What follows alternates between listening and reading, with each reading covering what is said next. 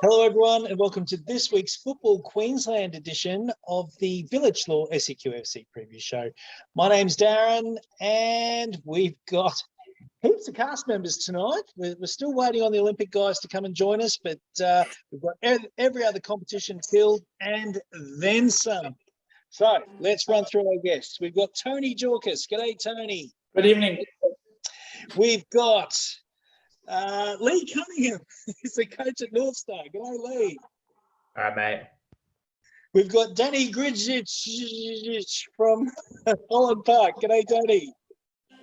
Close enough, Darren. Hi, everyone. Good stuff. Good to have you on board. Let's see who else have we got. We've got Spencer, who normally does the Football Brisbane show. We're not doing a Football Brisbane show or Football FQ Metro show tonight because there's no games this week. So Spencer thought he'd jump over and have a chat about all the FQ comps with us. G'day, Spencer. Hi, Darren. I thought I'd throw myself in the deep end, see how I go on this side of the fence this week. So Good stuff. Good to have you with us. Now, let's see who else I've got. I've got Trent. Have I said hello to you yet? Not yet, mate.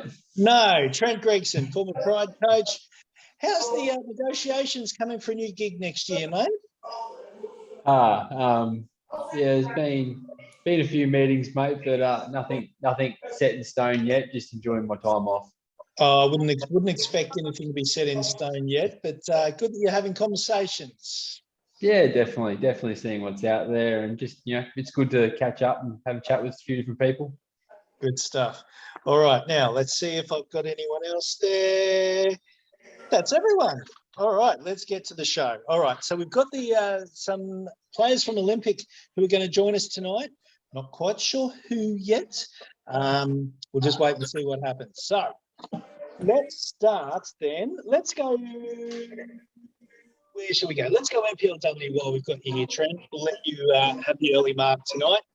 So the 100-year dinner, 100-year anniversary for women's football. You didn't go to that last week, did you? No, I was meant to, but I had to go to a meeting down the coast, unfortunately, and I had to miss out on it. Fair enough. All right. So the final score in tonight's game, was it East's 2, Lions 2? Yeah, mate. Lions scored in injury time, basically 2 minutes past injury time. Lions scored, so they attacked pretty much for the last 13 minutes. East held out, and they just couldn't hold out that last 2 minutes. But yeah, no, it was a really good finish to that game. Right, first drop points for Lions in a very long time. Yeah, since the Mitchelton game, where they lost, they drew 3-3. There you go.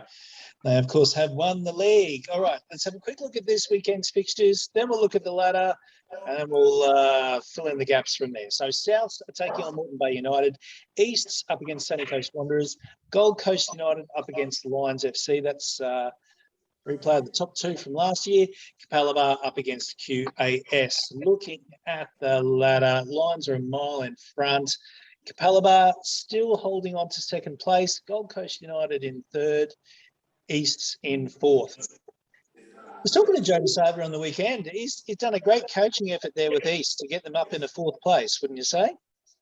Oh, he's done terrific. They looked like they were never going to make the top half when they sort of had the coaching change and he come in, and they went on a tear, and you were thinking, was it be 2 or 3 games? But it turned into, I think it was nearly 10 where they didn't drop points, and they've some of their older players and all the seasoned players have stood up and really made sure that they are what East are. I always thought they were going to be a top 4 team, and they've showed why they are so consistent.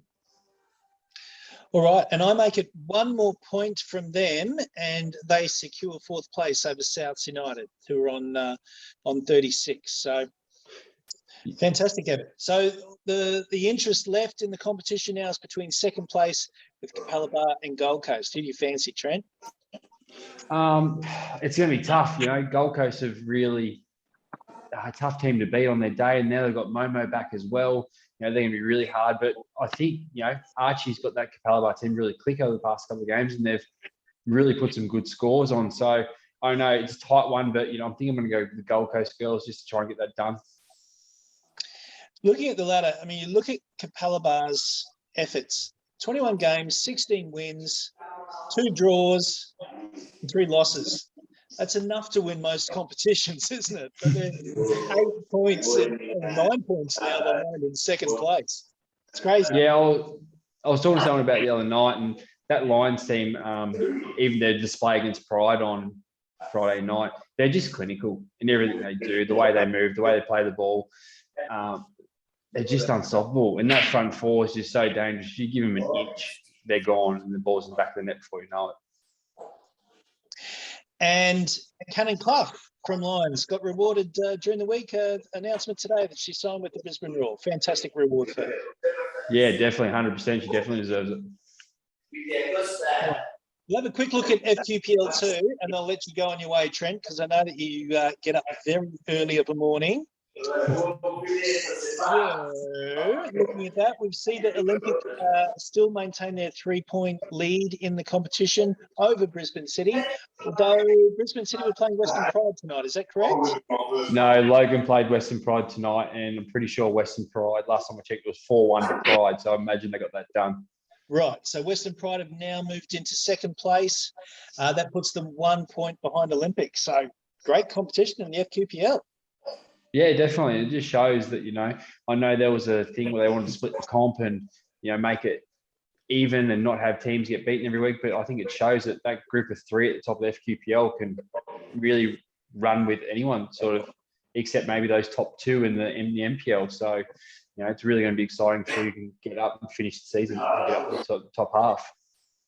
All right, just trying to get up this weekend. 6-2, that score. 6-2. 6-2. So Southwest Queensland Thunder taking on the Gap, Virginia United up against Peninsula Power, Logan Lightning taking on Brisbane City, and Mitchelton up against Olympic. Western Pride have the bye. All right, Trent, thank you for the chat. No dramas, guys. Have a great night, and I'll speak soon. All Yeah, right, Trent. I'll let you get the early mark. Yeah, see you guys. Good stuff. All right, let's move backwards from the ladder, seeing as we don't have the Olympic guys on the show yet. And we'll bring in Lee Cunningham. Surprise, Darren. They'll be here. Don't you worry. Don't you worry. They wouldn't let me down. We've got Lee Cunningham from North Star. G'day, Lee. How's it going? Good, mate. Tell us about your game on the weekend. Yeah, it was a bit of good footy, hey? So you took on Caboolture, top of the league. Yep, absolutely. And you needed 2-0 down at half-time. Needed a win to maintain 4th place and a spot in the semis. Yep. 2-0 down at halftime. What happened? Nothing happened. If anyone that watched that game, we were the best team in the first half. I don't know how the Football Queensland highlights get edited sometimes, but we had 4 or 5 one-on-ones in the first half, and their keeper just played a blinder. They had 2 chances and scored 2 goals. So we just went out in the second half and repeated the same effort, and they hit the back of the net. Like, we changed nothing. And he came home 3-2 victors. Yeah, left it late because we like a bit of drama. Round 21 finished the same way round 1 finished, with a 90th minute winner for us. All right. And, of course, the other big result on the weekend was Taringa and Grange Thistle having a 1-1 draw, which means that Taringa are the promoted team from the competition. I don't think there's 2 going up, is there? I think it's just 1 up. I think they get a home semi-final, but I think that's their only reward, right? Oh, right. So it's only one team going up, isn't it? Yeah, just Caboolture. Right. There we go. So, yes, Taringa get that home semi-final. Yeah. And Coomera got a win as well. Good on them. They've look, for the fact that they've got no points all season, like a couple of the games against us, they gave us a hell of a match. They picked up a point earlier in the year against Virginia. They've had a tough run, but, to still be fielding a side and plugging away at the end of the year, well done, I say. All right. So let's have a look at the finals now. They're being played this weekend. So you're taking on Caboolture again. Your win on the weekend, was that at home or away? Away. Only team to beat them there this season. Right. You can certainly see why when you go there, because the mind games start the second you arrive, and they lock all the fields and make you warm up on a sand patch. So you're expecting the same again this weekend, right? I'm sure I'll get the same reception again this weekend, and all we're going to do is go and try and play some football again. Right. Okay. So the other match is Taringa Rovers, who are, of course, at home to Grange Thistle. So a replay of the matches. So given the result on the weekend, what are you expecting to change? Look, I think, you'd be foolish to say that you're going to go back there and repeat and take points or knock out the team that's been the best team all year. But that's the challenge in front of us. That's what we've got to attempt to do. We're running pretty light on players. I know Caboolture have had a couple of players out, but there's one or two players in there that have played more first team games than my entire squad combined. So I don't feel too sorry for them right now. We've just got to go and have a crack. Since we came back from the COVID break, we've not lost a game. So we've had a couple of months undefeated. We've just decided to try and play our brand of football and not match the teams that want to go long and be direct. We're going to get the ball down. We're going to play. We're going to back our young attackers to go and get the goals. And, more often than not, it's come off in the last couple of months. So, as a coach, the hardest thing sometimes to do is just to let the players play with freedom and go and enjoy themselves. And, I've got some players up front in some really good form, especially Lucas Perry right now, scored a couple of goals on the weekend. But just give these boys the opportunity to go and enjoy the semi-final to the biggest team in the competition and, see what we can do. Tony, wouldn't it be crazy if this one-team competition ended up with that one team not in the final? Yeah, they've struggled the last 3 or 4 weeks, haven't they? I don't know what's going on there. Let's see if he tries to flex his muscles this week. But I've said it all along, winning is a habit. Losing can become one as well. You always like to have some momentum going into a final series, and I think Caboolture have gone backwards the last 2 weeks. Yeah, I think even Terry said a few weeks ago that they weren't going to take their foot off. They were going to continue going. When they got promoted, he said that they weren't going to take their foot off and they were going to try and maintain the form and the performances heading into finals. So to be going into finals with a bit of a few lackluster performances and a few drop points, I'm sure he's not happy at all with the way that they're heading into the final series. Now that I've said that, I'm waiting for my phone to ring. It'll be him on the phone in a minute. What are you going to do? Good stuff. All right, Lee, we might leave it there. Well, you two have an early start in the morning, so we'll let you go. Thanks very much for the chat. Thanks for having me, lads. Have a good night. Good on you, Lee. Cheers. Bye. All right, let's talk FQPL now, and we've got Danny with us from Holland Park Hawks. Danny, went down this season. Tell us how it all happened. Yeah, probably signs were there early for us. We had a fixture against Southside first up at home, and it was we couldn't break down 10 men and conceded a last minute winner for them, and that really sort of tipped off the season for us. We struggled to get our best team on the park, and just not a lot went our way, unfortunately, and it showed in the result. And we were competitive in a lot of the games, but we just couldn't get enough points in the end to justify finishing outside the bottom three. And probably not a surprise to a lot of people to see Holland Park finish where we have, but we've given a red hot go. And what happens from here, obviously, some discussions need to be sort of had about how the club will approach FQPL 2, and we're probably in the middle of those discussions at the moment. Yeah, so given that you are going down, I think it's going to be one of the competitions that's going to hold a lot of interest for people, given that Albany Creek will be in there, possibly. I think Surfers Paradise are going to be the team that wins the playoffs, so you'll get those guys in there. Could be a fantastic competition, so a good place to be. Yeah, look, probably a hard thing to put your hand up for, but maybe for Holland Park, a drop down will be a good thing.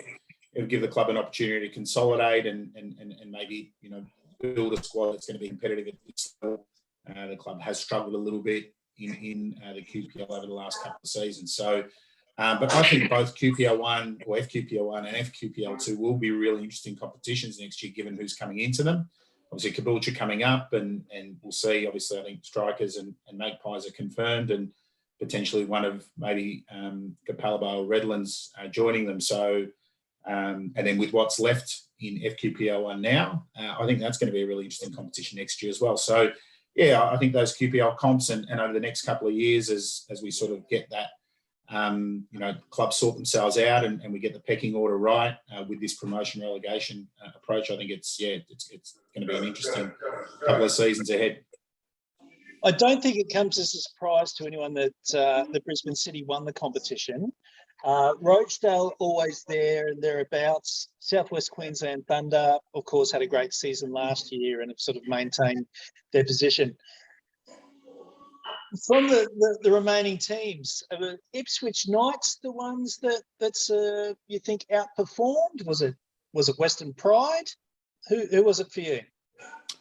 Yeah, look, I think most of us probably had the top three as they finished, and they finished, I think, well above everyone else, with Thunder, Rochdale, and City finishing in those top three spots. Yeah, look, and maybe Pride were expected to be the best of the rest, and credit to them, they've been consistent all year and really pushed those top sides, and have gotten the results against everyone else, which has seen them finish in fourth place, but. Yeah, look, I think Sunny Coast did really well. They had some good results at the back end of the year, and after probably a slow start. And look, Southside obviously probably exceeded expectations as well, and credit to them. They brought in a new squad and a new coaching staff and did what they had to do to stay up. So they were probably the one standout outside of the rest. There's some Souths were good in patches this year. And Wolves were probably the one that no one saw finishing where they did at the end, given the way they handled 2020. We've got Zach Anderson with us from Olympic, who's just joined us. But before we get to Zach, I just want to get your tips on this weekend's semi-finals. Danny, we've got Rochdale Rovers hosting Southwest Queensland Thunder and Brisbane City taking on the Pride. You fancy home teams? Yeah, look, I do. I think, it's hard to go past Brisbane City. Obviously, they've won all 20 fixtures, which is just, unheard of at any level. Credit to them for being consistent all year. And I don't see any result being any different. But I think Pride will give them a good game. Their two league games have been, relatively close, particularly the first one at Briggs Road. But obviously this one's at City's home patch, and they've been good all year. I know they've got a couple of boys missing. I don't know if they'll get anyone back from injury this week, but it's a strong squad, and I expect they'll make their way into the grand final. In the other one, they just played each other this weekend too. The weekend just gone, Brisbane City and Western Pride, looks like. So I know I've said it before on the other show, but sometimes you can see a reverse result when they play each other in a short space of time. So I wouldn't be surprised if Pride can get a result either. But I do find that if there is a reverse result in a short space of time, sometimes it can be very different. Yeah, and look, and City's obvious focus was to go straight back up, and they've done that, and how seriously they're going to take the finals. I think the way Matt has prepared his team all year, I'd expect that they'll want to. They've won all 20 league fixtures, and there's potentially 2 finals games to go. And I'd expect the professionalism that they've displayed all year will be on show again over the next couple of games. In the other one, we obviously had Rochdale in the last game there, and I think who had home ground advantage in this one was probably going to be a slight favourite. And obviously about 65 minutes into our game, potentially Thunder was going to be that team, because we were 3-1 up against Rochdale and couldn't hold on, unfortunately. So they'll get the home ground advantage, and I think it might be enough for them to get over the line. But look, Thunder are a really good side. Both teams play a good attacking style, so I reckon that's going to be a really, really good game. The game they had earlier in the year at Underwood Park, Rochdale got up in the last minute 4-3. It was a really good game, and I wouldn't be surprised if this one goes along the same way. Good stuff. Danny, you signed on for next year yet? We're having discussions at the moment, Darren. I love that phrase. Lots of discussions. Danny, stick around. We'll come back to you at the end. I just want to have a chat to Zach while we've got him here. Zach Anderson from Olympic, are you there? Hey guys, can you hear me okay? Yes, mate. You're in your car, are you? Yeah, I've just finished training, so apologies for the backdrop, but I'm subbing in for Benny. He's just finished training and running off the park, so he asked me to jump in and say hi. So He nice does. to meet you all. He does have that newborn to go back to, doesn't he? Exactly right. No, he's family first. Good stuff. So, Zach, welcome to the show. Tell us about Thanks, you. mate. Tell us about your year at Olympic. The move from the Mariners to Olympic, was it an easy decision to make? Yeah, no, I spent 5 years overseas, so it was I was always going to come back end of last year. To be honest with you, I wasn't sure if I was going to continue playing, but Benny kind of twisted my arm back end of last year and had a couple of conversations, and no, I've been super impressed with the club and Benny and the boys. To be frank with you, I've had a really enjoyable year. Albeit the results haven't been probably what we would like them to be, but yeah, over the course of the year, I've really enjoyed my time, and I think we're building something pretty special for the future. All right. I was just having a look at your position on the ladder and your results, and it's just been the draws that have killed you. And I would suspect that the reason for that is Daniel Lex certainly got his goal tally this season, but there haven't been too many other contributors elsewhere. You think that's been the root cause? Yeah, no, absolutely. We just I think Zach's chipped in a fair bit. Thanks, mate. I appreciate it. Don't worry, I'll let the boys know about it. It's a collective accountability. It's not shifting the blame. Everyone can contribute. Just because I'm a defender doesn't mean I can't score goals. So I've had a couple, but I can definitely have had more. But as a collective, we just haven't scored as many goals as we probably should have. Defensively, I think we've been pretty strong. I think moving forward, if we really want to build on this squad, we really need to add some goals. And unfortunately, we lost a couple of fantastic Japanese boys last year, and we lost Ola to Rochdale in pre-season. After the first round. So we're a bit light in attack, but I think that's one area we'll try and boost next year. All right. How have you found the standard of the league? Yeah, I've been quite impressed. I think there's probably 3 or 4 teams that are solid. I think there's a couple of teams who want to play football, and then there's a lot of teams that play for the result, let's say. I think that it compares quite nicely to probably the lower leagues in Asia. It's quite competitive, and for the fact that it's semi-pro, and the discussions that are going around at the moment with the B League, or the Championship, I think there's definitely teams who can step up, and there's players that deserve the opportunity. You're talking the way you've just been talking there. It sounds like you've got another couple of seasons left in you at Olympic. Yeah, I think so. I think that this year coming back and I think providing something a little bit different to the club, providing a bit more mentorship to some of the younger boys who are trying to kick on.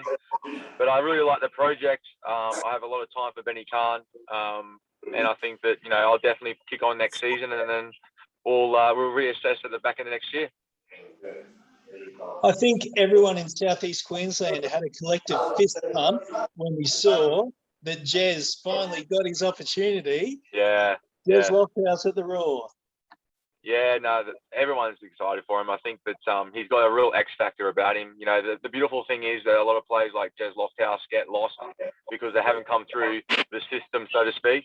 And so for someone like Jez to get an opportunity is massive. And the boys were so happy for him, albeit it was a big loss for us. But we're so proud of him, and it's a massive rap to the club and to Benny for believing in him and giving him the platform to play his football, because he has his chance now, and we just hope that he can take his chance and kick on, because we all believe in him and we know his ability, but he's got to step in the upper level now and prove it on the big stage.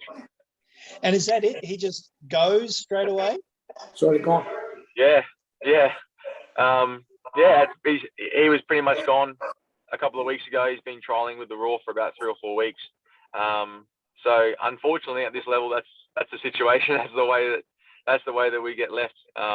But yeah, we'll try and fill in his shoes next season with a replacement or another project. But for now, we've got to it gives another player in the squad an opportunity to perform. Just the last question about it, I promise. When he actually signed the contract and got to tell you guys, was there that moment where you all got to get around him and, strap his hair and all that sort of thing? Or was it just... Gnjidi's been a big part of this squad, for a long period of time. He's played over 100 NPL games.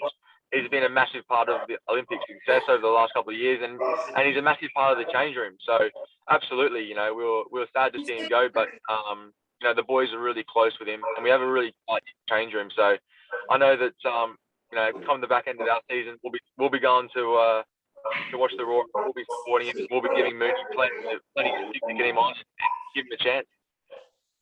Now this weekend, going up the coast to Holland Park to take on the Wanderers. Yeah. If ever there's a must-win game, that's it, right? Yeah, we got four must-win games, and we've probably played our best games this year when we've had a bit of pressure. This group, we know that we can beat anyone on our day, and to be fair, I think that we've probably beaten ourselves in most fixtures this year. So, no, we're looking forward to it. It's going to be a tough test. Sunny Coast have probably outperformed this year. They've got a really tight-knit group as well, and they have their style of play, and it's been effective. So we'll go up the coast with full of energy and hope to get a good result. I've been hogging you now. I might throw it open to the guys if anyone's got a question that they'd like to throw to Zach. So what do you bring to lack, apart from not having a striker? How are you going to rectify that problem now without Jess?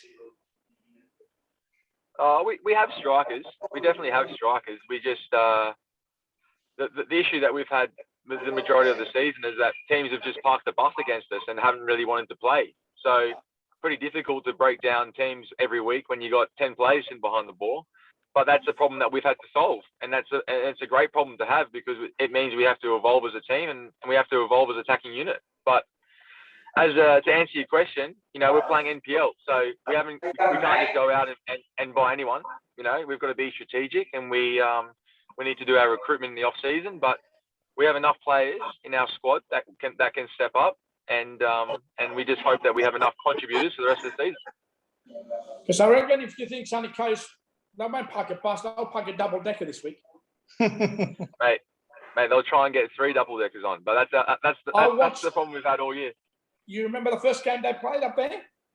Yeah. Yeah. They love it, but that's okay. It's a sign of respect for us. Like at the end of the day, we want to play football. We haven't got the results this year. We need to be more ruthless. We've spoken about it internally. We play a bit too much, it's a little bit too pretty at times, but that's I guess the evolution of this team. We need to have a bit of a plan B at times. Zach, tell us about Peninsula Power. They had the draw last night. They're now 4 points on top of the ladder. I'd see 5 points on top now. Worthy leaders of the competition. No, Penn Power have been super consistent all year. You can't take that away from their group. I think that they obviously have a really tight knit group up on the peninsula, and no, they're a good side. They're a team that's been together for a long period of time. They're well coached. Tactically they have a great defensive structure, so they know how to win games.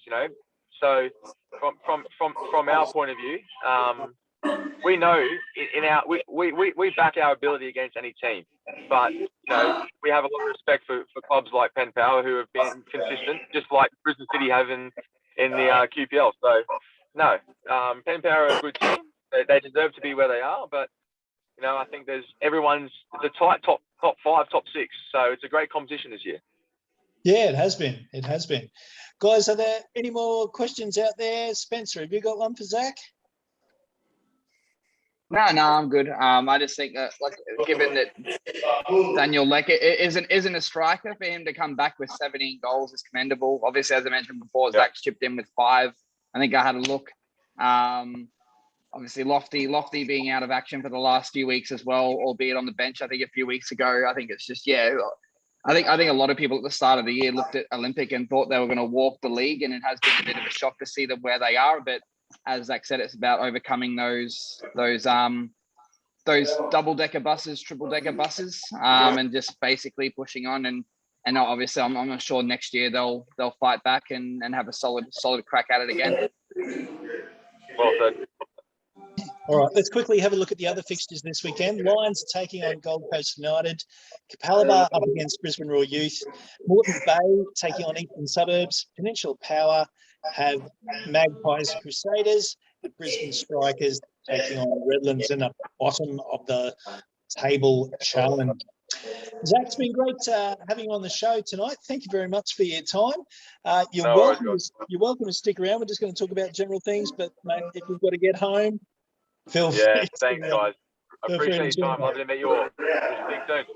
See you, Thanks, guys. There we go, guys.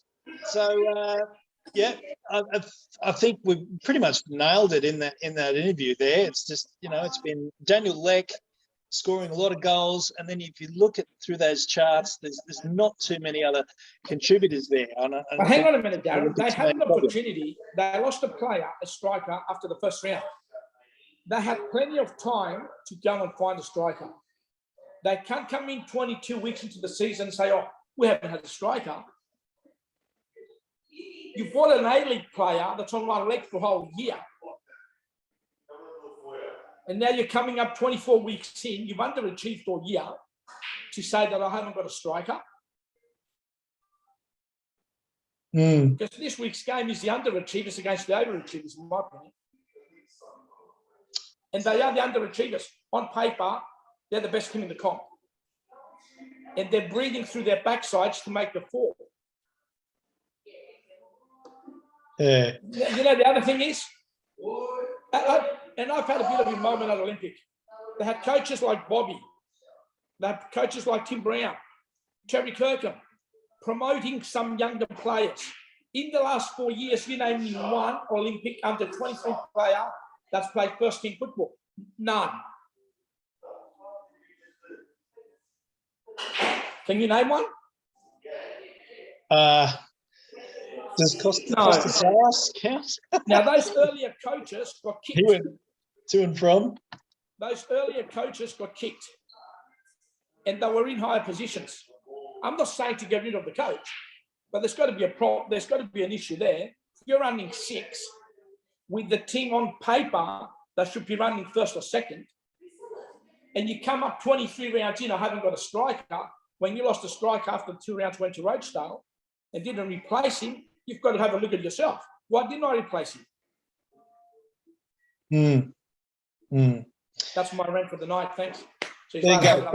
Thanks, Tony. I think you could argue that they have replaced him. I think you could argue that they have replaced him because you see the striker that they've been using has returned 17 goals, which on the charts is fourth to Mikola, Demi, and Pengeli. So look, there's no secret that he's not an out and out striker, but I'll call it now.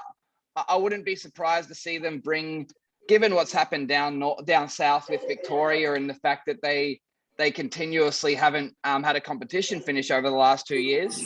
I'm not sure what he's doing, but I wouldn't be surprised if they bring back and I know you're saying promote the youth, but I wouldn't be surprised if they bring back someone like Chris Lucas next year. Well, it depends if this B-League is ever going to get off the ground, because I would say there's not too many teams in Brisbane that can handle that B-League, whether it's Melbourne clubs will.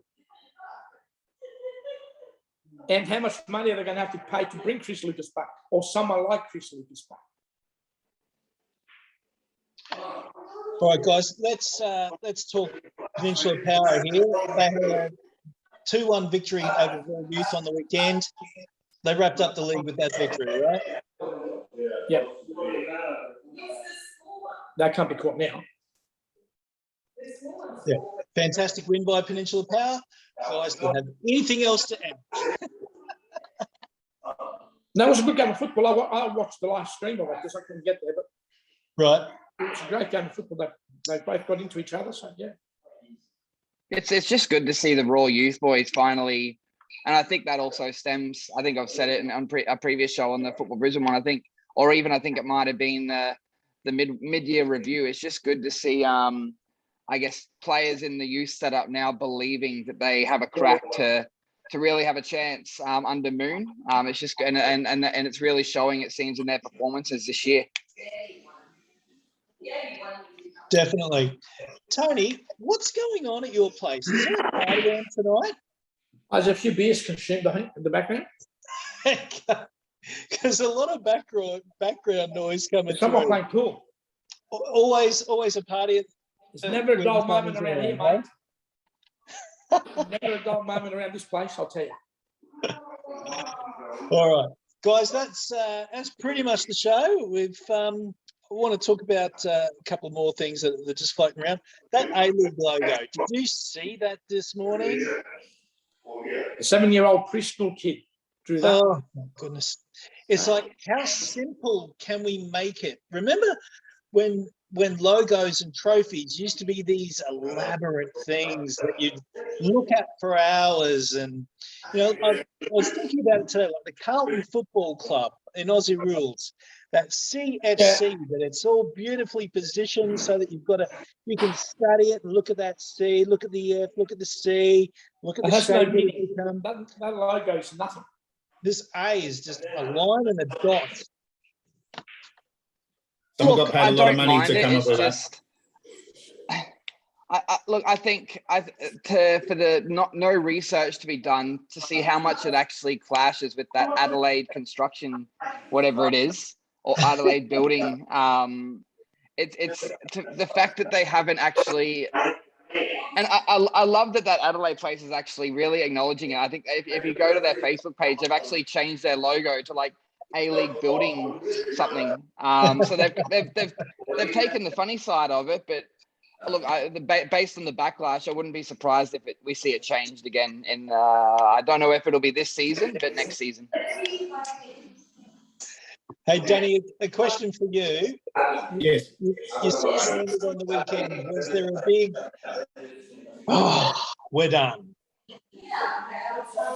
Yeah, absolutely. The way, obviously, the fixture panned out, we had the bye in the penultimate round, so we had an extra week. We were obviously officially done after our loss at Thunder in a midweek catch-up game before we went to Brisbane City, and then we had a week off. So, yeah, look, it's a bit of relief, but, our players really sort of handled themselves as professionally as you would expect, or you would hope, going into the end of the season. And we gave Rochdale a really good run on Saturday night. We're unfortunate not to get a result. There were some unfortunate interventions. I don't know if anyone's seen the highlights of that game. If you haven't, make sure there was a penalty that was given and a send-off that left some people scratching their heads. But that's all I'll say about that. All right. Guys, anything else we need to chat about? No. What game are you going to this weekend, Mr. Lutton? Oh, that's a good question. They're slowly reducing now, aren't they? I was planning to do something Football Brisbane-wise, but obviously there's nothing happening in there. So might get out to an MPL game, I think. I haven't seen too many this season, so we might target something there. I could get away from work early. I might go to the sunny coast. Take the trip up. Good stuff. All right, everyone, that's the show. We don't get locked down. We've only got a few weeks left to go. Football Brisbane show next week as the semi-finals hit. And, yes, so still 3 more rounds left of the MPL. This season just seems to be going forever. I'm sure someone's going to tell me it's 4 or something like that. And then there's finals, and then there's all those other things. It just doesn't end at the top, does it? There's a big one at Holland Park next week, the Lions Olympic. That should be a beauty. Should be a beauty. Yeah. All right. Maybe the 7 Lions supporters will come out. You said it again. You said it again. All right, guys. My name's Darren. This has been the Village Law SEQFC preview show. Thank you very much for tuning in this evening and your continued support. We will see you next week.